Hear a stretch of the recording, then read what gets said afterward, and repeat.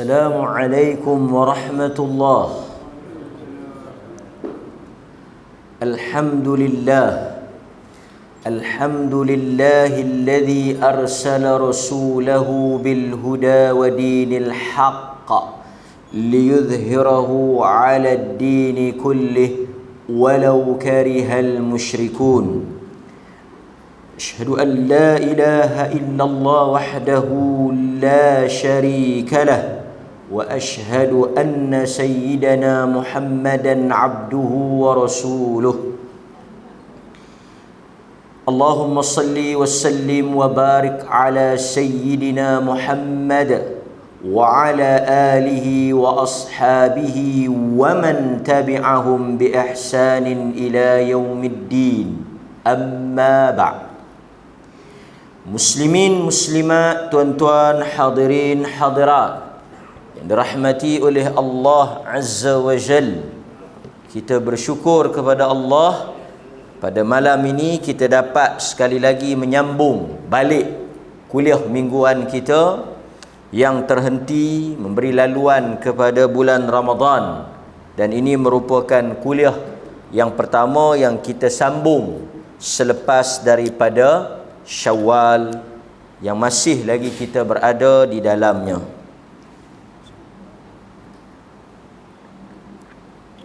Okey tuan-tuan, kita akan sambung satu hadis, kemudian kita tengok sedikit huraian di kalangan para ulama dan apa yang disebut berkaitan dengan hadis yang kita bincangkan pada malam ini. Qala Ata ibn Abi Rabah qala li ibnu Abbas ala urika imra'atan min ahli al-jannah qultu bala qala hadhihi al-mar'atu as-sawda أتت النبي صلى الله عليه وسلم فقالت إني أسرع وإني أتكشف فادعوا الله لي قال إن شئت صبرت ولك الجنة وإن شئت دعوت الله أن يعافيك فقالت أصبر فقالت إني أتكشف فادعوا الله لي ألا أتكشف فدعا لها. حديث رواه البخاري. Ata bin Abi Rabah. Ata ni dia bukan sahabat, dia tabi'in, murid kepada sahabat. Dia generasi selepas generasi Nabi. Dia murid kepada Abdullah ibnu Abbas. Menariknya tentang Ata bin Abi Rabah, dia ni orang kulit hitam, negro, dan berasal daripada golongan hamba. Dia hamba, Ata ni. Tetapi Allah telah mengangkat kedudukan dia sebagai ilmuwan yang besar dan dikenali sebagai manusia yang paling alim mengenai hukum haji. Dan dia duduk di Mekah, sehingga kan dalam riwayat menyatakan dia memberi fatwa berkaitan dengan haji pada kesemua manusia yang datang ke Mekah. Dan ada riwayat yang mengatakan khalifah Datang nak ambil fatwa pun kena beratur nak jumpa Ata.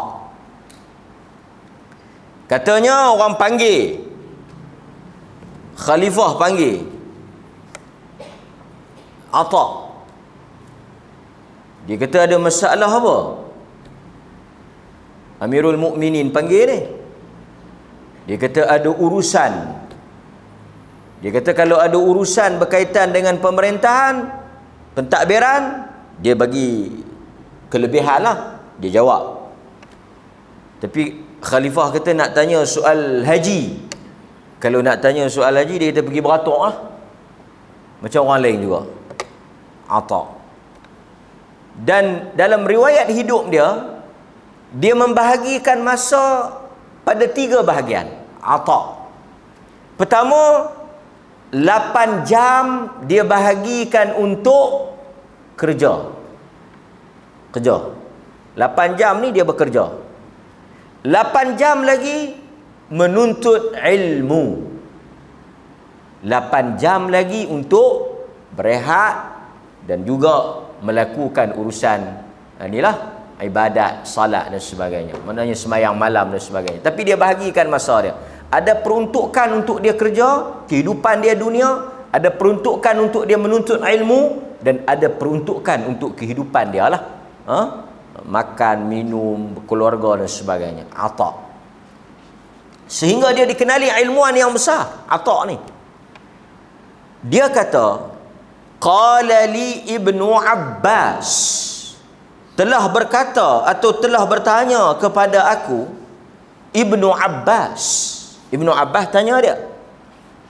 Dia kata, Ibnu Abbas kata, ala urika, mahukah engkau sekiranya aku ini urika, memperlihatkan atau menunjukkan imra'atan min ahlil jannah, seorang wanita yang disebut oleh Nabi sebagai ahli syurga. Dia menarik tuan-tuan. Dia tanya kepada Ata. Dia kata, kau nak tahu tak? Engkau nak tengok tak siapa gerangan manusia, seorang wanita yang telah disebut oleh Nabi ketika dia masih hidup sebagai ahli syurga? Tentu kita pun kalau dengar orang sebut macam tu, tertanya-tanya, ternanti-nanti, tertunggu-tunggu. Kita nak dengar siapa, kita nak tahu. Pasal ini bukan sebarangan orang. Ahli syurga, maknanya telah dijamin oleh Nabi sebagai ahli syurga. Dalam kehidupan kita tuan-tuan, matlamat akhir apa yang kita nak capai ialah Allah memasukkan kita ke dalam syurga. Segala yang tuan-tuan lakukan sepanjang bulan Ramadan, kesemuanya dengan harapan dibalas syurga. Disambung pula dengan ibadah di dalam bulan Syawal. Sebahagiannya berlumba-lumba dengan puasa 6. Dan banyak juga yang tanya, hebat soalan-soalan. Kan? Baru ni ada orang tanya, dia kata saya berpuasa 6 Syawal, berkebetulan dengan puasa hari-hari putih. Malangnya bertembung dengan jemputan kenduri dan rumah terbuka. Ada yang nak datang ke rumah. Jadi macam mana? Apa yang terbaik saya lakukan? Buka puasa ke ataupun teruskan berpuasa? Pertama tuan-tuan, saya nak jawab juga sikit lah. Puasa 6 dia termasuk di dalam puasa sunat. Dia bukan wajib nah, dia sunat. Apa makna puasa sunat? Kita berkuasa ke atas puasa tersebut. Kita berhak. Bagi clear yang tu dulu. Puasa 6 ni bukan wajib, dia sunat. Ada yang tak pulun puasa Ramadan, pergi pulun puasa 6. Yang ni lagi kelut. Kan? So, bila kita kata puasa itu sunat, kita berhak menentukan sama ada untuk kita meneruskan puasa ataupun kita membuka puasa. Dia tak berdosa. Yang berdosanya buka puasa apa? Tuan-tuan, lama dah tak mengaji ni. Puasa apa yang berdosa? Puasa wajib. Kita tak boleh lah dia kata siapa tak tahu nak main rumah saya bulan Ramadan hari tu, nak main siang, masak nasi ya. Lepas tu goreng ikan apa semua, jamu makan tengah hari ya. Depa tu boleh lah makan pasal apa? Pasal musafir. Yang kita tu pergi makan sama siapa? Dia kata bukan kena layan tetamu. Pandai. Akal jenuh. Puasa Ramadan no choice. Tak boleh. Apa berlaku pun kena puasa. Dosa yang besar buka puasa tanpa sebab. Ia merujuk kepada puasa apa ni? Ramadan wajib. Baik, clear? Okey. Yang kita bincang ni puasa 6, puasa sunat. Puasa sunat ni kita ada kuasa untuk nak puasa pun boleh, nak buka pun boleh, puasa sekerat hari pun boleh, lepas tu kita buka pun boleh. Tapi tak boleh lah puasa sampai pukul 11, buka sampai pukul 1, lepas tu pergi katuk pula. Oh, boleh ke dia? Kan? Tapi boleh buka. Jadi tuan-tuan, kalau orang main rumah kita hari tu, kita rasa perlu nak layan dia, atau dia panggil kita pergi rumah terbuka, kita rasa perlu kita pergi, betul tak? Kita buka sajalah. Pasal esok masih ada Syawal, lusa masih ada Syawal, sinar Syawal itu masih macam tajuk drama masih ada lagi, puasa lah lepas tu.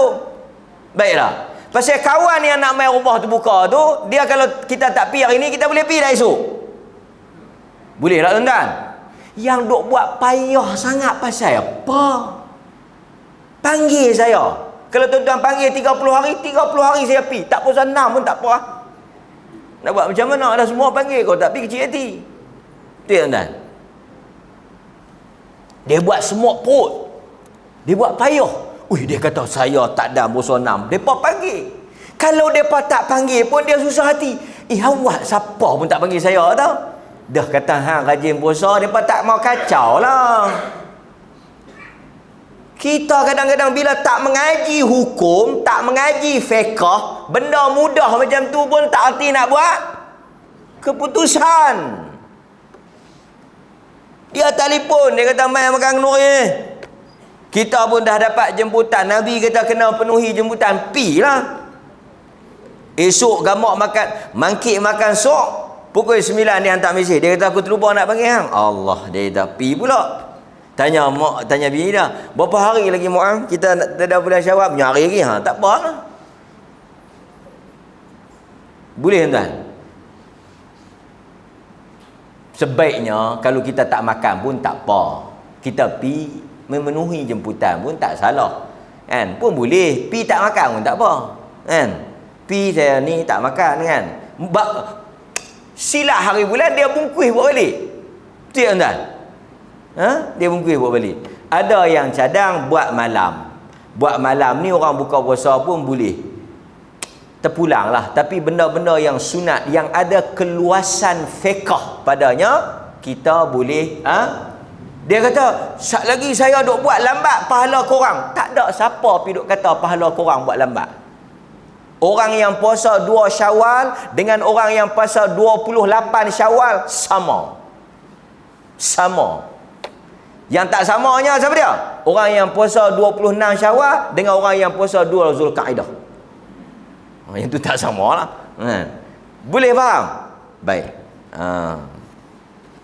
Ada lagi yang pandai. Dia kata, tak buat rumah terbuka, tak buat kenduri apa? Saya ni bukan orang pakat duk puasa 6, kacau mereka. Jadi saya tak buat langsung lah. Ni lagi bagus. Yang ni kita panggil, apa dia? Saya dah ajak banyak kali dah. Ni kita panggil apa? Tuan-tuan lupa dah. Yang ni kita panggil ekonomi. Dah berapa kali habaq lupa. Dia tak buat apa-apa, makan-makan ada rumah. Puasa orang puasa. Aku tak mau nak ganggu orang. Sehari aku buat orang dah salah pula. Aku tak buat langsung. Kenduri apa aku tak buat. Hari tu hang tak buat kenduri. Covid. Lah semua orang dah cucuk vaksin. Hang tak buat kenduri. Bahaya kita duk buat ni. Duk ada lagi Covid ni. Pakai tak ada. Baik, hadirin mukminin. Satu lagi, saya bukanlah kata kan. Tapi apa?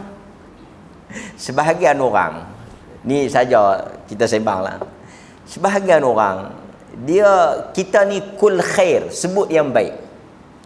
Sebahagian orang bukanlah orang nak buah peri, tapi dia tak payahlah nak. Macam mana tahu ni buah jadi? Tak apa nak jadi lah. Tak ada. Buah tak ada. Lepas tu kita tanya, macam mana? Dia jual banyak dah ustaz weh. Oh, faham lah. Silap jawab tuan-tuan, demam tak kebah. Kalau tuan-tuan pergi jawab, macam mana tahu ni? Allah, jenuh buah ustaz weh. 2 kotak. Pelih dulu, masa di bawah kerajaan Siam, dia kena hantar apa? Ufti, bunga mah tu yang dekat roundabout Arau tu ada bunga mah, nak mengingatkan kita hantar bunga mah pada Siam. Kerana kita di bawah naungan Siam dulu. Sekarang mana-mana ada tokek harum manis, dia kena ingat, dia kena hantar ufti. Faham tak tuan? Pasal tu dia abang tak jadi. Bila dia tak jadi ustaz, maka bila kerajaan dia abang tak ada bunga mah tak ada, tak apa, tak hantar tahun depan hantar. Tiap-tiap tahun tak jadi. Kalau tiap-tiap tahun tak jadi, kita kena serang lah. Faham tak tuan? Tapi kadang-kadang sebut bagi elok, dia jadi doa. Kan? Dia doa. Rezeki tak dapat rezeki. Alhamdulillah ada. Kan? Ada. Alhamdulillah ada. Kan? Baik. Tu imam pun jangan tanya kak kan? Dia tak jadi. Minggu lepas abang tak jadi. Baik. So dia kata imra'atan. Satu perempuan daripada ahli syurga. Baik. Kemudian kata Ata, qultu bala. Dia kata na'am, bala. Mana dia? Aku nak tengok. Siapa dia perempuan tu? Qal hadhil mar'ah. Kata Ibnu Abbas, ada satu perempuan, al-mar'atu as-sauda, wanita kulit hitam. Al-mar'atu as-sauda. Pasal itu tuan-tuan panggil apa dia tu, ubat habbatus sauda. Habbah biji. Habbah tu biji. Sauda hitam. Biji hitam. Pasal itu habbatus sauda tu maksudnya bijian hitam. Itu makna habbatus sauda. Jadi perempuan ni al-mar'atu as-sauda, wanita kulit hitam. Tuan-tuan, kalau kita tengok, ada beberapa hadis yang cerita ahli syurga ni perempuan kulit hitam. Ada makna dia tu. Dalam hadis yang juga diriwayatkan oleh Al-Bukhari, Nabi cari satu wanita yang khidmat cuci masjid, juga kulit hitam. Yang ni pun kulit hitam. Nak bagi taunya, nak masuk syurga ni dia tak tengok kulit. Kan? Hitam ke, putih ke, kelabu ke, dia tak kira. Sebab itu syurga bukan dimasuki kerana rupa paras. Syurga bukan kerana kulit. Pasal itu Allah Subhanahu wa taala tak melihat warna kulit ni. Innallaha la yanzuru ila suwarikum wala ajsamikum. Allah Ta'ala tidak melihat kepada rupa paras. Allah Ta'ala tak melihat kepada bentuk tubuh badan. Allah Ta'ala tak melihat kepada keturunan. Tapi Allah Subhanahu wa Ta'ala melihat kepada qulubikum. Hati-hati kamu. Maknanya imanlah. Jadi tuan-tuan jangan susah hati. Kan? Keturunan apa pun, kulit warna apa pun boleh masuk dalam syurga. Cuma hitam ni dan satu lagi tuan-tuan, kita kena faham juga satu benda. Tuhan dia menghukum manusia ni benda yang manusia pilih. Tuhan ni dia menghukum, mengambil kira, mengazab, menilai, menentukan tentang manusia ni benda yang kita pilih. Benda yang kita tak pilih, mana boleh Tuhan kira. Apa benda yang tuan-tuan tak pilih? Salah satunya kulit. Kulit ni benda yang kita bukan pilih. Tak tahulah kalau tuan-tuan kata, saya dulu malaikat tunjuk 4-5 jenis warna, saya duk tengok hak ni yang elok sikit. Oi, sakan. Kan? Benda yang Tuhan tak tengok, bentuk, rupa paras, cacat elok ni semua benda luar kawalan. Kan? Termasuk kita dilahirkan bangsa apa, keturunan apa, tu pun bukan kita pilih. Kan tuan-tuan pilih, saya pilih nak jadi orang Perlis ni, beruntunglah kalau jadi orang Perlis ni jenuh makan orang mana. Oh, pasal itulah.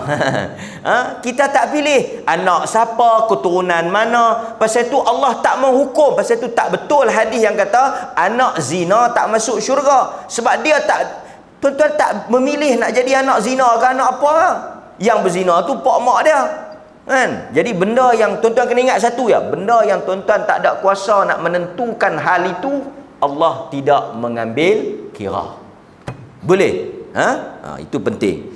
Pasal itu jadi laki boleh masuk syurga, jadi perempuan boleh masuk syurga, jadi laki pun ada kelebihan, ada kekurangan, jadi perempuan pun ada kelebihan, ada kekurangan, kerana kita tak memilih untuk dijadikan lelaki ataupun perempuan. Itu luar daripada masuk syurga bukan kerana jantina. Hang masuk syurga pasal apa? Pasal patutnya orang perempuan ni 30 orang. Baru ada 25. Tak cukup lagi 5. Aku ni dia kutip bagi pecukup lah. Oh, macam tu. Oh, senang tuan-tuan. Tuan-tuan ni bukan ahli syurga. Tapi ahli syurga tak cukup lagi 5 orang. Jadi kutip-kutip tuan-tuan lah masuk. Lagu tu untung. Kami orang laki-laki ni untunglah boleh masuk syurga. Pasal syurga ni banyak orang laki-laki. Jadi yang mana tak layak pun nak pecukup bagi layak dia ambil. Hampa orang perempuan mayang teruk lagu mana pun memang masuk neraka. Ugama sengit lah ni kan? Tak ada ugama macam tu. Pasal tu lelaki dan wanita sama di sisi Allah Azza wa Jalla. Baik, so kita sambung balik. Dia kata wanita hitam ni pasal apa dia masuk syurga? Atatin Nabi, dia mari jumpa Nabi sallallahu alaihi wasallam. Faqalat, dia minta dekat Nabi, dia cerita dekat Nabi, dia kata inni usra'u. Sira'. Dia kata apa? Aku telah terkena satu penyakit rasukan. Dalam bahasa moden dia panggil histeria. Tuan-tuan kena ingat, ini dalil. Inilah dalil yang menunjukkan adanya rasukan. Tuan-tuan faham tak?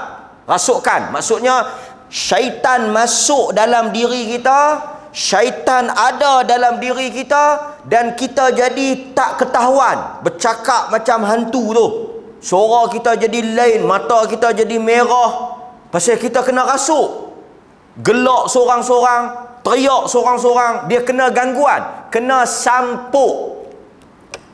Cuma tuan-tuan, jin ni dia macam kita lah. Ada yang baik, ada yang honang, ada yang kaki mengusik, ada yang kaki buat jahat, kan? Sebab itu Nabi SAW kata jangan kacau jin ni. Jangan apa, pasal kalau kita pergi cari, tuan-tuan tak tunggu ke jin, kalau kita pergi duk cari pasal dengan orang kita pun pergi duk buat tak ketahuan, balik mai bengkok, kan? Pergi duk cari pasal dengan orang buat tak apa, dia pergi ambil jenis honang, pergi ambil kasut kawan tu, pergi munyi. Kawan jenis baran, kan? Pegang bagi buh sibu, balik duk pegang lagu tu. Kan bini dia tanya awak, aku melawak ada bubuh sebiji aku, tahu. Macam tu juga jin. Pasal tu Nabi SAW tak bagi kita kacau tempat-tempat tinggal jin, tak bagi kita tuang air panas, tak bagi kita tuang minyak panas, tak bagi kita kacau tempat-tempat jin ni. Sebab kalau dia terganggu, dia buat apa? Kalau kita pi kacau dia, dia bertindak balas. Itu yang orang kata pi tang mana-mana balik main duk jadi tak ketahuan, tersampuk jin. Jin tu ajak dia. Pasal apa? Pasal duk pi kacau dia. Tapi tuan-tuan jangan duk pi takut pelik pula. Kan? Hantulah. Dia boleh kacau kita. Berdasarkan hadis ni dia boleh meracau, mericau, dia boleh. Kan? Mari ada bisikan, ada perasaan marah, semua dia main. Kan? Pasal tu kalau orang yang tengah marah tu mungkin masuk hantu, naik hantu, betul tak? Kan? Boleh jadi. Kan? Wanita ni kebanyakannya dia terkena penyakit histeria. Pasal dia kadang-kadang mengalami uzur syar'i, datang haid. Jadi dia dalam keadaan kotor, dia tak boleh salat, dia jauh sikit daripada ibadat, masa tu dia lemah. Dia memang targetlah menjadi gangguan kepada jin. Jadi dalam Al-Quran juga ada cerita tentang rasukan ni. Kita tengok sikit. Dalam Al-Quran ada sebut. Antaranya di dalam suratul Baqarah. Pasal tu orang tanya, boleh tak jin rasuk orang ni? Boleh tak jin masuk dalam badan orang ni? Boleh tak jin buat bagi kita jadi tak ketahuan? Jawapan dia boleh. Boleh. Boleh. Antaranya Allah Azza wa Jal menyebut dalam suratul Baqarah ayat 275. Alladzina ya'kuluna ar-riba la yaqumun illa kama yaqumul ladzi yatakhabbatuhu asyaitanu minal mas. Suratul Baqarah ayat 275. Allah Subhanahu wa taala berfirman, alladzina ya'kuluna riba, orang-orang yang memakan riba, la yaqumuna, mereka itu tidak berdiri pada hari kiamat. Ni orang yang makan riba di dunia ni, makan duit bunga di dunia ni, esok di hari akhirat dia bangkit dalam keadaan macam mana? Yaqumul ladzi yatakhabbatuhu asyaitanu minal mas, dia bangkit dalam keadaan seperti orang kena rasuk setan. Bila ni? Bila yang orang makan bunga ni bangkit dalam keadaan macam orang dimasuki setan pada hari kiamat. Jadi kalau tuan-tuan tengok satu orang bangkit duk terhoyong hayang, duk meracau, tuan-tuan tahu di dunia dulu kaki makan bunga, kaki makan riba. Cuma kita nak bincang apa dia? Allah sebut ni dalam suratul Baqarah, Allah kata apa? Yatakhabbatuhu asyaitanu minal mas, dia bangkit seperti orang kena rasuk setan. Maknanya ada tak rasukan setan ni? Ada. Sebab itu kita baca dalam hadis Bukhari, apabila masuknya waktu maghrib, panggil anak-anak kamu masuk. Kalau kita biar dia duduk di luar, syaitan berkeliaran waktu tu. Nampak tak?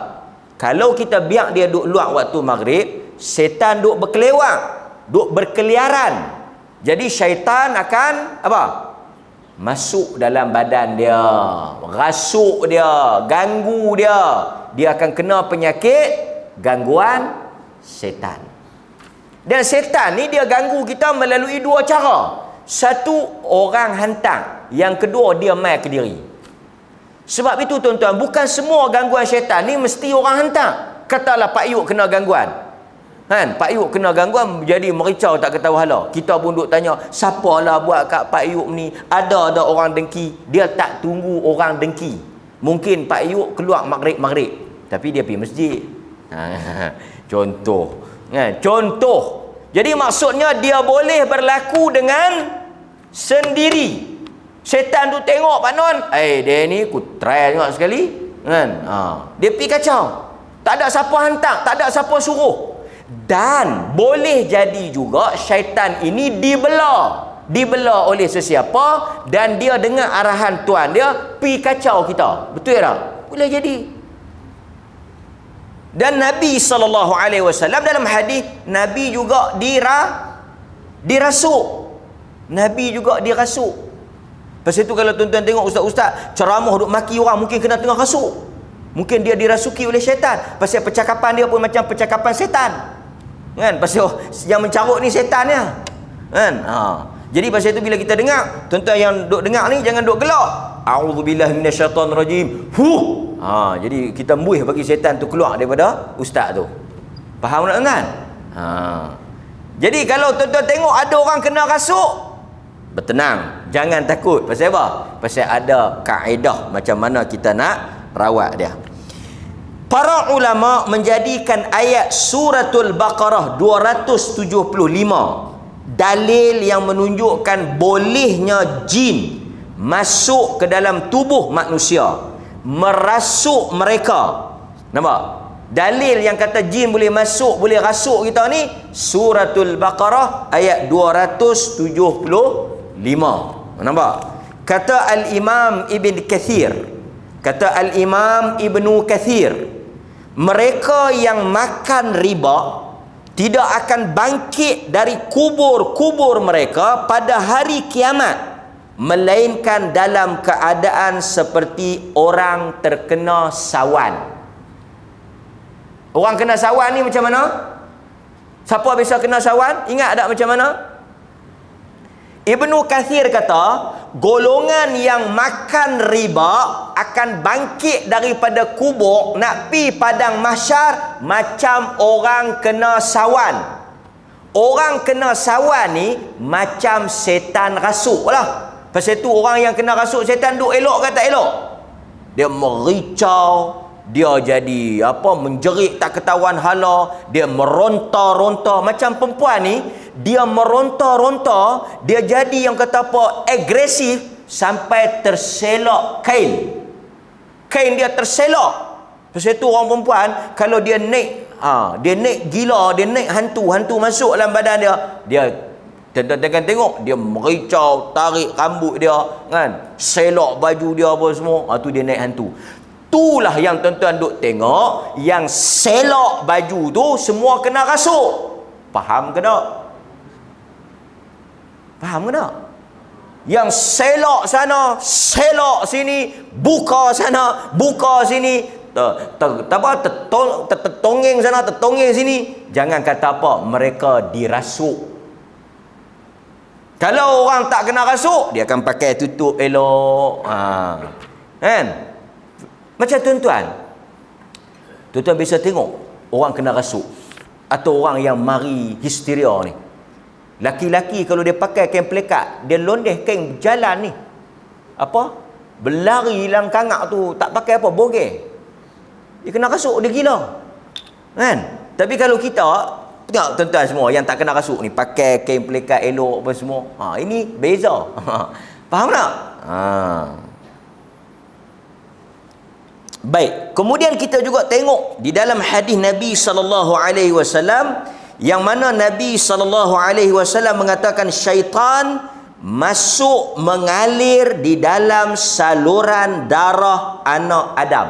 Saluran darah kita ni dia masuk duduk dalam tu, dan saluran darah ni berada di dalam tubuh kita. Pasal tu sebahagian perawat lah, dia suruh apa? Dia suruh keluar. Dia suruh hantu tu keluar. Cuma tuan-tuan, nak berurusan dengan hantu ni, kita kena cerdik. Jangan duk pergi ikut cakap dia. Dia tahan keluar. Habis beli KFC dulu 2 kotak. Hantu betul ke ni kan? Hantu mana makan KFC, hantu makan tulang. Mungkin kawan yang rasuk tu kan, lapak KFC buat-buat kena rasuk. Kan? Piramli dah ajak dah kita kan? Kan piramli dah ajak kita? Kan? Pulut mana pulut. Pasal tu bila kita tengok sebahagian perawat-perawat yang duk buat video ni kan, Tok Bomo yang duk buat itu, kita jadi tergelak. Pasal apa? Kelaku ni telah ada cerita zaman hitam putih dulu. Mungkin mereka pun tak ada apa, tengok filem dapat akal. Dia tak boleh juga ni buat ni kan. Nampak tuan-tuan? Nak ceramah ni orang dengar, orang boleh cari salah kan. Berurusan dengan manusia ni susah. Benda yang paling mudah berurusan dengan hantu. Pasal hantu ni orang tak tahu kan. Nampak? Pernah berlaku satu cerita. Anak Imam Ahmad. Anak Imam Ahmad. Nama apa anak dia? Abdullah. Ahmad mana ni? Ahmad bin Hanbal. Orang yang mengasaskan mazhab Hanbali. Anak dia nama Abdullah bin Ahmad.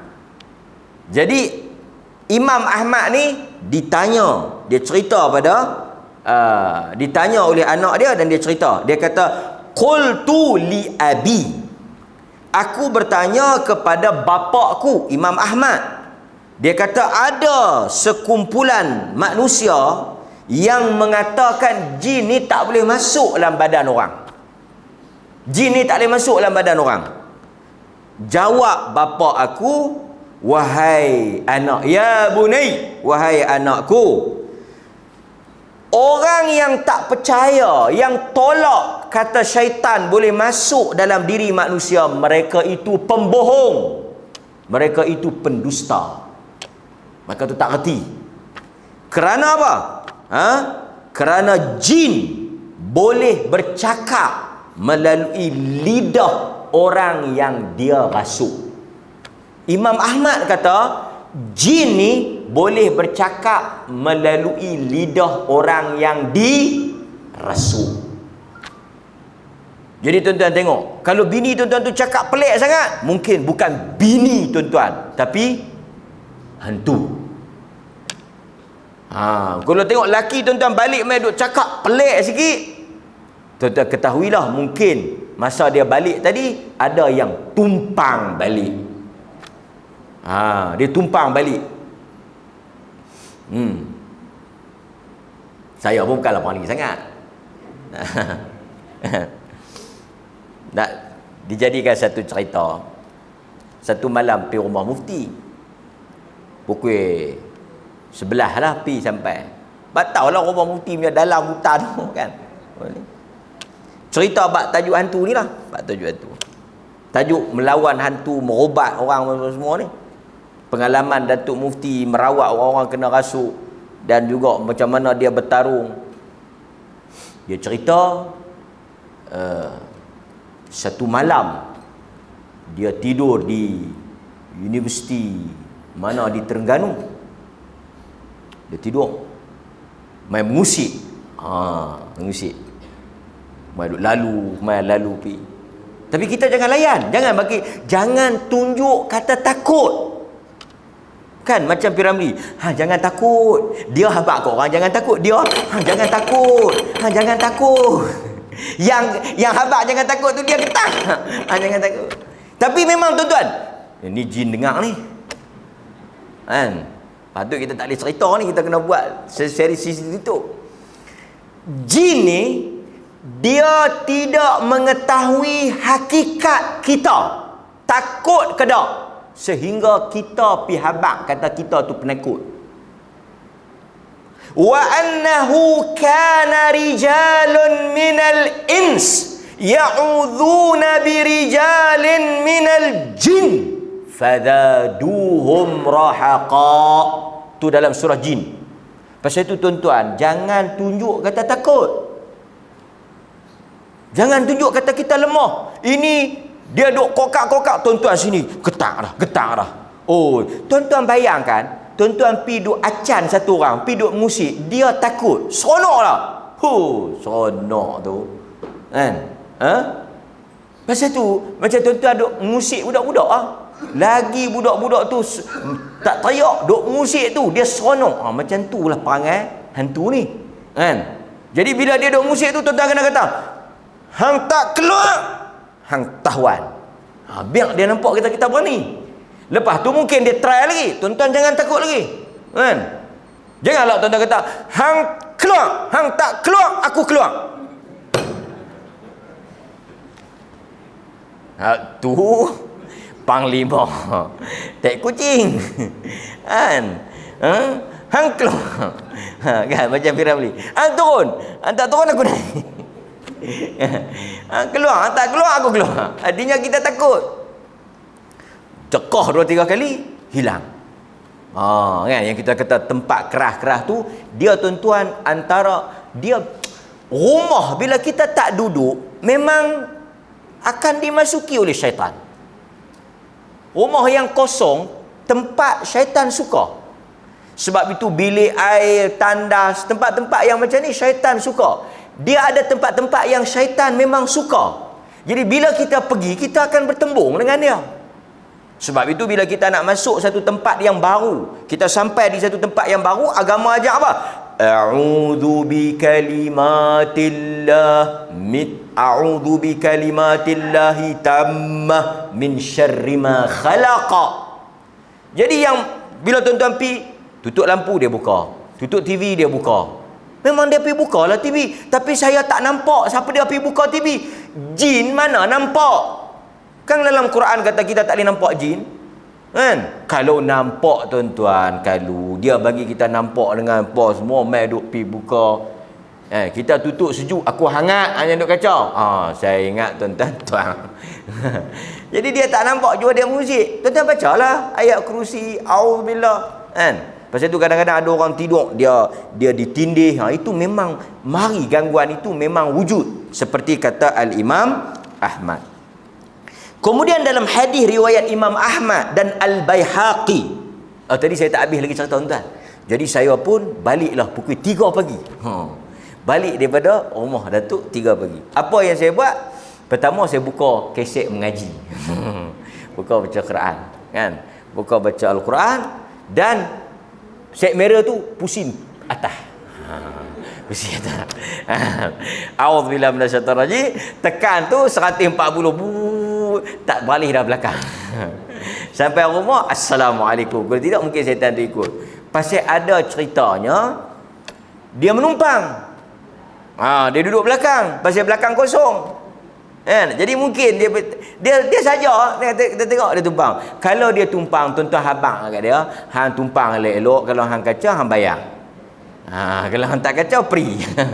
Cakap macam tu, dia tak buat apa, kan? Okey. Dalam riwayat Imam Ahmad dan Al-Baihaqi ada hadis yang mana Nabi SAW didatangi oleh seorang budak yang kena rasuk. Riwayat Ahmad dan Al-Baihaqi. Ahmad dan Al-Baihaqi, hadis ni kata satu budak mai dekat Nabi SAW, dia kena rasuk. Nabi kata apa? Mai jumpa Nabi, ukhruj adu Allah, ukhruj adu Allah, keluar wahai musuh Allah. Dia jahat. Pasal apa dia jahat? Dia pergi kacau budak tu. Nabi kata ukhruj, keluar wahai musuh Allah. Dalam hadis ni sebut. Kemudian akhir sekali Nabi SAW sebut, ukhruj, keluar musuh Allah, aku Rasulullah. Maka keluar. Bila dia dengar kata aku Rasulullah, anak Rasulullah, jin tu keluar. Lega budak tu. Nampak? Sebab itu para ulama menyatakan sabit daripada Quran dan Sunnah tentang adanya gangguan, terutama masuknya jin ke dalam diri manusia. Yang main berdua okey malam ni. Yang main seorang pasal tambah tuan-tuan nak balik ikut ngulang, kau balik ikut mana saat lagi dengan pokok harum manis apa semua. Kan? Saya ingat tak beralih dah. Tambah tu, mula dia naik motor dia berasa ringan. Lepas tu dia berasa perak. Dia berasa perak. Kan? Urat perak ni. Nasihat saya jangan pandang belakang. Esok dia demam. Dia demam kan? Dia demam. Sebab itu ada hadis doa Nabi SAW seperti yang diriwayatkan oleh An-Nasa'i. Ada doa ni. Doa ni menarik. Allahumma inni a'udzubika minal hadmi wa a'udzubika minat taraddi wa a'udzubika minal gharaki wal hariqa wa a'udzubika an yatakhabbatani asy-syaitanu 'indal maut. Doa ni Nabi baca riwayat An-Nasa'i. Apa dia doa ni? Ya Allah, aku berlindung daripada ditimpa runtuhan. Minal hadmi. Ya Allah, aku berlindung tak kena runtuhan. Timpa bumbung, timpa kayu, bangunan runtuh, minta lindung. Allahumma inni a'udzubika minal hadmi wa a'udzubika minat taraddi. Aku berlindung kepadamu ya Allah daripada jatuh. Satu, kita minta berlindung benda jatuh atas kita. Yang kedua, kita pergi jatuh. Tuan-tuan tengok tak yang di Maghribi tu, budak jatuh dalam lubang tu kan, kita mana tahu berjalan-jalan jatuh dalam lubang ke, jatuh dalam gaung ke, jatuh apa, minat taraddi kan, kita minta berlindung. Wa a'udzubika minal gharaq. Aku berlindung kepadamu ya Allah daripada lemas. Kan? Allahumma inni a'udzubika minal hadmi wa a'udzubika minat taraddi wa a'udzubika minal gharaqi. Daripada ditimpa runtuhan, daripada jatuh ke tempat-tempat yang tinggi, daripada lemas. Apa dia lagi? Wa a'udzubika wal hariq, daripada terbakar. Tak mau. Wa a'udzubika an yatakhabbatani asy-syaitanu 'indal maut. Dan aku berlindung daripada dirasuk oleh syaitan ketika hendak mati. Ni tuan-tuan boleh amal. Jadi tuan-tuan dilindungi oleh Allah daripada musibah ditimpa runtuhan, musibah jatuh ke dalam lubang, gaung dan sebagainya, daripada lemas, terbakar, daripada apa lagi? Dirasuk oleh syaitan ketika nak mati. Hadis ni menunjukkan syaitan tak akan lepas tuan-tuan sampai mati tu. Lagi ada peluang, dia akan mai hasut, rasuk, tarik, goda, boleh ke dia. Terutama orang nak mati ni, pasal itu kita dengar dia nampak macam-macam. Dia mari wajah ibu, walaupun tak ada lah dalam riwayat-riwayat yang sahih kan. Cuma syaitan dia boleh mai kan, dia boleh mai pasal masih lagi hidup, ada chance lagi tu. Dia tak berputus asa kan. Nampak? Kita tengok ulasan para ulama. Kata al-Imam Al-Munawi, di dalam kitab dia Faidul Qadir, kata dia, syaitan masuk ke dalam badan ketika hampir mati. Ketika seseorang tu mati, syaitan mari kacau dengan suatu gangguan yang boleh menyesatkan orang yang nak mati tadi. Dia masuk ke dalam fikiran kawan tu, dia merasuk bagi kawan. Pasal tu orang nak mati ni, kalau tuan-tuan perasan, ada sebahagiannya meracau, cakap tak ketahuan hala. Pasal kita tengok pasal dia meracau, keluar pelik-pelik. Ini jawapan dia, ini rahsia dia. Apa dia? Gangguan. Nampak? Pasal tu kalau tengok lelaki tuan-tuan duk meracau tengah tidur, berhati-hati kan. Mungkin tak berapa nak lama lah tu kan. Setan mai dia meracau kan. Kata Al-Imam Al-Munawi, kadang-kadang syaitan itu menguasai, dia berjaya ketika orang tu nak mati. Sebab itu kita tak akan biarkan saudara kita mati tanpa menyebut la ilaha illallah. Kita duk ajak la ilaha illallah, setan tu pun duk tarik dia. Pasal tu dia duk bericau tu, duk bertembung tu, bercempera tu. Jangan tuan-tuan biar. Jangan tuan-tuan biar. Nampak? Dan kata Al-Imam Al-Munawi lagi, dia kata syaitan boleh menyesatkan dan menghalang si mati tadi ni, yang nazak tu, daripada bertaubat atau mati dalam keadaan yang diredai. Dia masuk. Baik. Hadirin mukminin, itu apa yang disebut oleh para ulama berhubung dengan rasukan. Dapat? Okey, clear? Okey, baik. Cuma macam mana kita nak berhadapan dengan kes-kes macam ni? Ruqyah, iaitu dengan kita membacakan zikir-zikir, wirid doa-doa daripada Al-Quran dan As-Sunnah, dan kita buat daripada air boleh, buat pada minyak boleh, buat pada kurma boleh. Kita boleh ikhtiar dengan cara doa tadi, kan? Kita panggil orang-orang saleh yang dekat dengan Allah Azza wa Jal untuk tolong ruqyah dia, tolong bacakan ayat-ayat pada dia. Dan tuan-tuan, kadang-kadang benda ni dia berulang kali. Pasal apa? Syaitan ni dia takkan semudah-mudahnya nak membiarkan kita lepas. Itu yang kita kena faham. Baik. Okey. Cuma kita sambung balik hadis ni. Kita ada masa sikit. Sambung balik hadis ni. Apa dia? Dia kata dekat Nabi, dia kena rasuk. Habis kain baju dia terselak, nampak aurat. Tolong doa bagi dia lega. Dia pergi jumpa Nabi, suruh doa. Jadi tuan-tuan juga boleh pergi jumpa orang saleh, orang beriman, orang yang dekat dengan Allah. Tolong doa tuan-tuan ni, anak tuan-tuan, cucu tuan-tuan, yang kadang-kadang mari tanpa sebab, penyakit yang tak ada punca, kan? Nampak?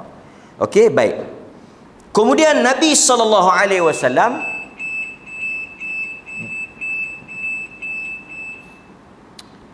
okey, apa jawapan Nabi bila wanita ni minta supaya dia didoakan? Saya kita perhabis hadis ni insya-Allah sikit. Kita azan dulu. Nanti saya perhabis hadis ni dan kita buat kesimpulan insya-Allah taala.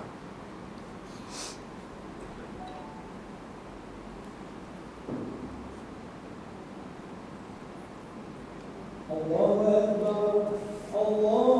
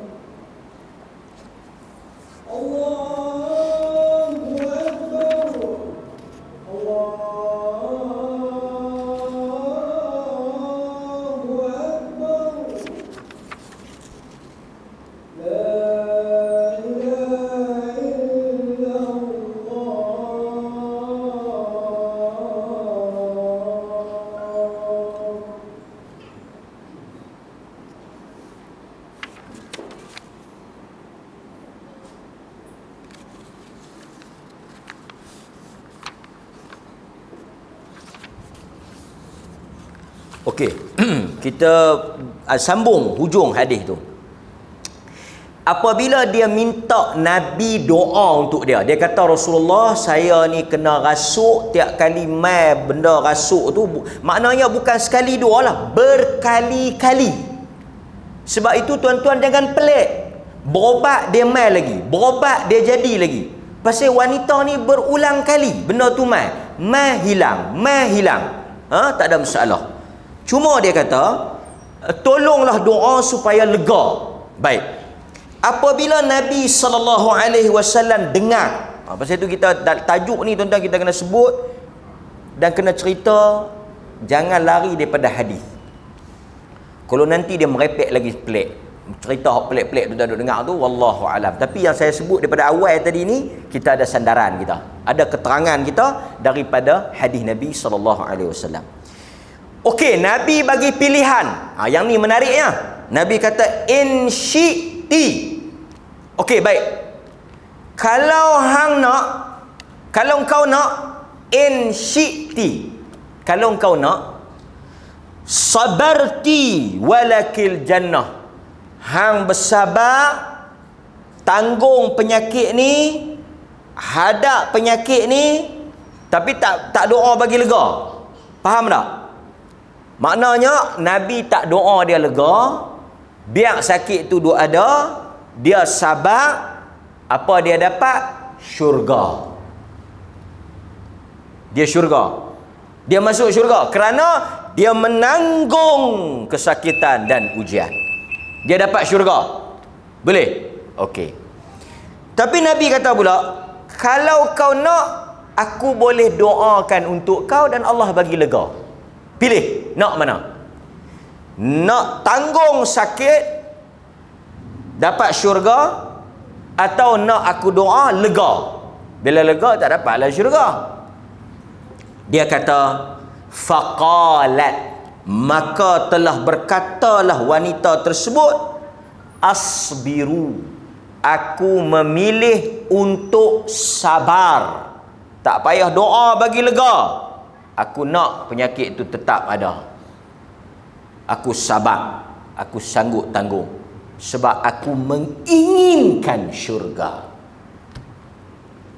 Okey, hadis ni telah menjadi punca ulama berbeza pendapat tentang masalah orang bila sakit wajib tak pergi hospital. Apa hukum orang sakit pergi berobat? Tuan-tuan sakit tak? Saya pun sakit. Kadang-kadang kita sakit, kita tak mau pergi hospital. Jangan tuan-tuan sebut hospital, boleh kena potong harta. Faham tak? Ada orang dia tak pergi hospital, dia takut. Oleh kerana dia pergi sebut hospital, dia tak dapat apa. Kerana apa ni? Apa tu buah. Orang ismit ulam raja takut nak pergi hospital. Jadi katakanlah di rumah tuan-tuan ada mak umur 80, sakit tua. Tuan-tuan pun kata, mak jomlah pergi berobat, jomlah pergi hospital. Dia memang jenis tak mau pergi hospital. Dia kata, aku kan sakit apa? Tak ada apa. Aku sakit orang tua-tua lagi tu ya. Jadi dia tak pergi berobat. Dia sakit. Apa hukuman dia? Apa hukum dia? Tuan-tuan pun kadang-kadang sakit gigi. Sakit gigi. Sakit gigi ni saya ni sakit gigi. Saya tahu kat tuan-tuan, bila kita sakit gigi ni, kita pergilah klinik. Bila doktor cek 2 kali sakit, dengar harga nak berobat.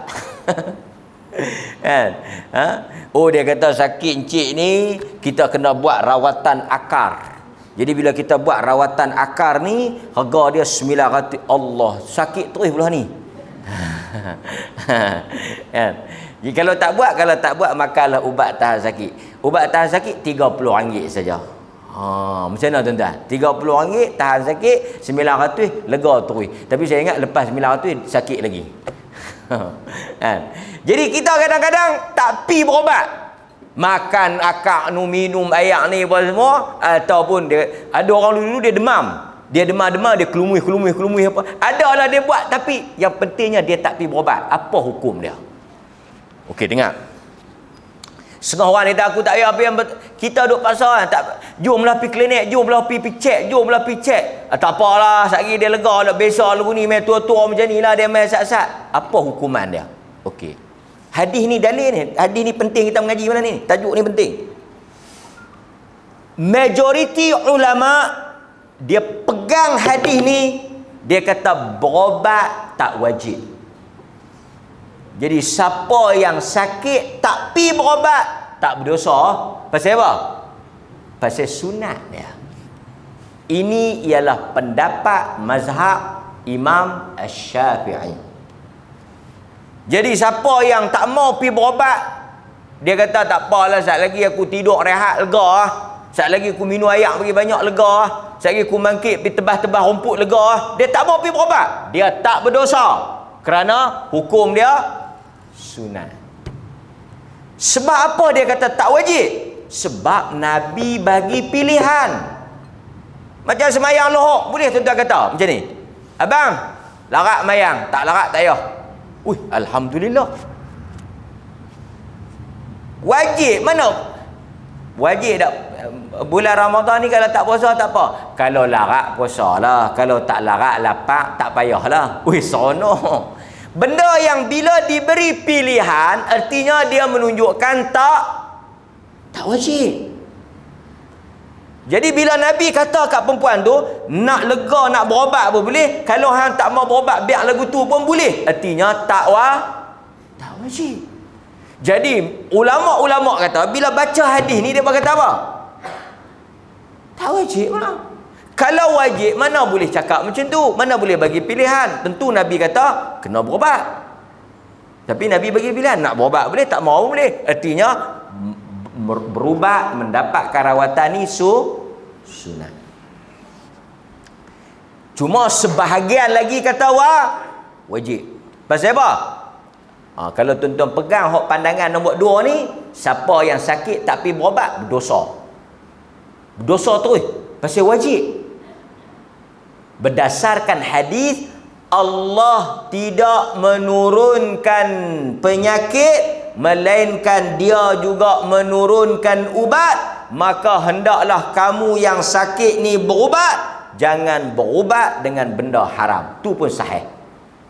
Allah Ta'ala tak menurunkan penyakit, dia mesti menurunkan juga ubat.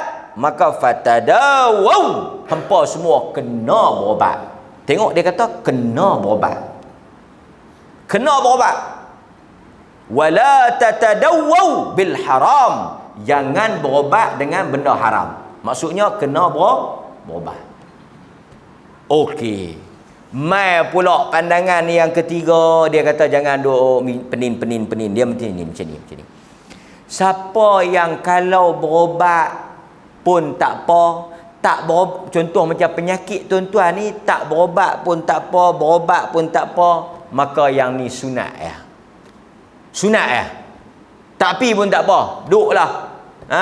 Macam sakit orang tua-tua ni, pi pun bukannya doktor nak boleh buat apa kan.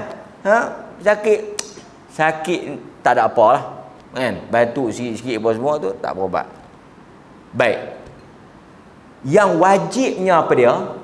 Yang wajibnya nombor 1, apabila kalau tuan-tuan tak berobat, orang lain pun kena penyakit tu. Yang ni kena berobat. Pasal apa? Pasal kalau dia tak pergi berobat, dengan kita pun pulih penyakit tu. Kan? Jadi yang pertamanya kena berobat bila dia membahayakan orang lain, penyakit kita tu. Macam kalau kita demam seorang-seorang duduk dalam bilik, tak kacau orang apa semua, biar pergi kan. Pasal apa ni, mailah kita pergi tengok teruk sangat dah ni. Macam kura-kura pun tak demam macam ni. Kan tuan-tuan kata demam kura-kura lah. Kalau orang sakit teruk kan, demam kura-kura. Kura-kura pun tak demam macam tu, teruk. Aku tak mau pergi, kalau aku pergi sekali lagi doktor mesti cucuk jarum, aku takut jarum. Tak apa, biar dia duduk ketak seorang-seorang. Habis sangat dia sengak pergi. Senang kita tak kena duduk pesah dah. Boleh tak lagu tu? Dia duduk ketak. Pok hang lagu tu lah ketegak, biar duduk ketak seorang-seorang tu. Dia tak berdosa pasal penyakit dia tak kacau kita.